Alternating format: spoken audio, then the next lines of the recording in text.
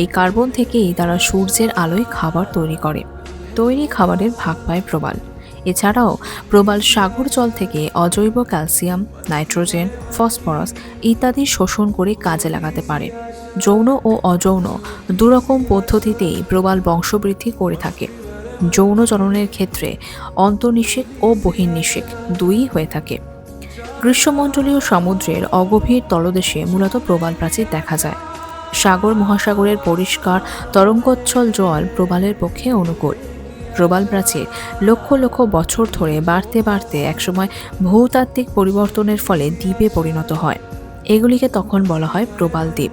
পৃথিবীর বৃহত্তম প্রবাল প্রাচীর হল অস্ট্রেলিয়ার কুইন্সল্যান্ড উপকূলের কাছে অবস্থিত গ্রেট ব্যারিয়ার দ্বীপ। সমুদ্রগর্ভের প্রবাল প্রাচীর আমাদের জন্য এক অমূল্য প্রাকৃতিক সম্পদ, কারণ এই স্থানগুলোকে কেন্দ্র করেই গড়ে ওঠে পর্যটকদের প্রিয়